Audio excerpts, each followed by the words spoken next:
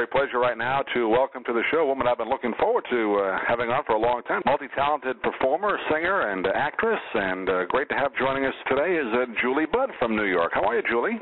I'm fine. How are you? And thank you for inviting me on the show. It's great to have a chance to talk to you. I have to tell you, I was a fan of yours. I grew up in New York. We talked about that briefly the other day, and enjoyed watching all these years. I just never could find out how to get a hold of you, so I'm glad we did. Yeah, don't we love the Internet? It really has made a difference, hasn't it? Boy, oh boy. You know, it's so funny. You know, sometimes you think, how did people ever live without these things? I know. But, I mean, particularly for people like yourself, you know, sing, I guess that really has added a whole dimension to promoting yourself, hasn't it? Isn't it amazing? But I actually found you first by looking at YouTube. I was, I like to go on there and see what's out there, and I like looking up some of the, the old, a lot of stuff on there, the old classic television, and I saw you on, I guess it was one of the variety, I guess no, it was the NBA Telethon. I saw you come up there. So let me see if I can find out where Julie is and have her on the show.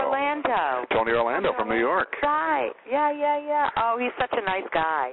He I don't know if he still does, but he hosted the New York portion. I guess this was a couple of years ago that this clip was from. He does it every year. Yeah. Yeah, right. He does it every year, yeah. Now, I first remember you, and I think a lot of our listeners probably do as well, on the Merv Griffin show. I guess was that one of your first shows that you did?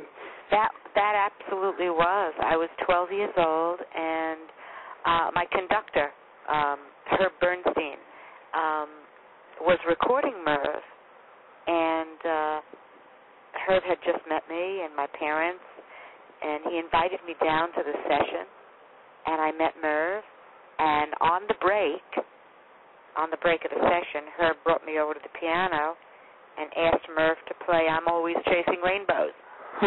And Merv played the song, and I sang, and 2 days later I was on national TV. I mean, imagine, you know, going from Avenue K and East 54th Street in Flatbush, you know, every day going to school like every other little kid, and then all of a sudden I'm on national TV 2 days later. It was, you know, only when you're young, Doug. It is amazing when you think of that. And like you said, you grew up in Brooklyn. I was born there. I didn't grow up there. But so much talent came out of that borough, and you find yourself with a chance, because Merv at that time recorded the show from New York City, didn't he? Yeah, as a matter of fact, he was here for a while. He was at a place called the Little Theater, you know, in the lower 40s, you know, in the theater district. Right. And then he went into the Court Theater, which is also in the theater district. That was a little larger theater, the Court Theater. And then after that, he went out to L.A. I always want to ask you, and folks who, you know, discover they have a talent like that at such a young age, do you know yourself that you can sing these type of songs? Or how do you first find out you can, sing a standard like that at 12? It's an interesting thing and an interesting question, but there is an awareness, Doug, of kids who are gifted. There is a certain level of awareness that they have. And not just in music. There are children that write very well, or they paint very well, or they have other talents, whether it be dance, theater arts, mathematics. Mathematics is big with a lot of kids. Yeah.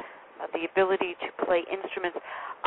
Some of these children, they have an awareness that really, really, they're in the stratosphere. They are not like other kids, and they are a lot more mature, and they're a lot more sensitive, and there is an awareness with children like that. And there would have to be, and there would really have to. And that's why there are schools for those kinds of kids. A lot of them don't fit in traditional atmospheres. They really don't. It's like saying, what goes first, the chicken or the egg? Is the kid very different because of the talent, or is the kid just different and he can access this thing that's in him? You really don't know what it is that makes those little prodigies what they are. It's not about, are they going to be, teased in school or this or that. Sometimes they're the star, Right. I mean, I went to public school, and, I was probably one of the most popular kids there. It's not that. It's not that. It's not like the geek thing, That's not what I mean. It's that their learning curve and their abilities and the way they see things and the way they learn they're hooked. They're wired differently. And they sometimes don't do well in traditional settings.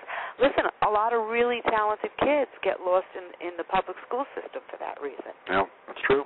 You know, they don't really recognize the arts, and they sort of fluff over a lot of really extraordinary kids.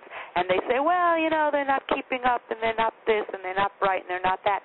And sometimes they're brilliant, but they don't know how to recognize that. I guess it's Julie Budd, and her new CD is called The New Classics. We'll talk about that in a little bit. But I want to ask you as well, you mentioned 12 years old being on Merv Griffin. There's a clip also I saw. At 15, you were on Ed Sullivan. That must have been a kick for you.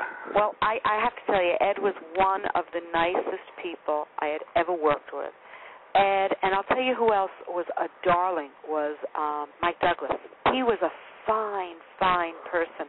Liberace, wonderful. Bob Newhart, Carol Burnett, Jim Neighbors. You know, these folks, you know, they were really elegant, classy, good folks, you know, and they were very kind to me as a child. Really, really terrific to me. My uncle was on the Ed Sullivan Show a couple of times. He told some stories. That was live almost, I guess, through the end of its run. They did that live. I guess you got a dress rehearsal in the afternoon, but when you went on, that was it, right? There was no taping at all. Well, with the CBS, I had a CBS contract when I was a little kid, so I wound up doing all the CBS shows. You know, they had Ed Sullivan, and they had Carol Burnett, and they had Jim Neighbors, and, you know, they had all the big variety shows, sure. Yeah, and so therefore I was able to, you know, be thrust right onto that arena, you know, as a kid. When you did Ed Sullivan, you rehearsed for an entire week. It was like doing repertory. I mean, you had 2 days of band rehearsal. You had a day of costume. That's another thing, you know, in the old days when I used to do TV as a kid, you didn't just, you know, walk on in any schmata and just wear anything, you know. They were very, very aware of the image of their show, and they had a costume designer get together with you and put you together, and they had hair people and makeup people. I mean, you were really transformed into a different kind of a performance being, you know, when you were able to work with these people, and you were able to learn a lot about your craft, not just, you know, through the music and so forth, but through presentation. You don't have that today. You know, when you do a TV show today, you're sort of on your own. You know, you go on, whatever you wear, you wear. You know, if you use the hair and makeup people, great. If you don't, you know.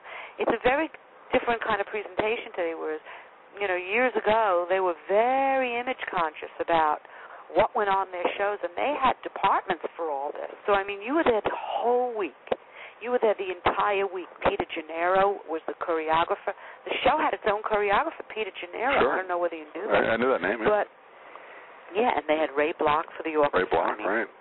It was like going away and doing repertory. But you know what? The show reflected it. I mean, it was on what, 25 years? 23 years, something like that. Yeah. 20 right. Something. I mean, so they were doing something right. You know. I mean, and Ed, for all the times people made fun of him, I mean, the man knew what he was doing, didn't he? You bet. You bet. And you want to know something? He was very smart, Doug. He was really, really smart. You know when he became a little bit kind of sort of out of it? Because I knew Ed, and I knew Sylvia, his wife. They were good people. Ed became ill, and he was on medication. And, you know, Ed was a boxer in his youth. I mean, he was in good shape. He was a strong, handsome, you know, guy. He was in great shape, but as he got older, he became ill, and he was on medication, and it made him a little bit, you know, stunat,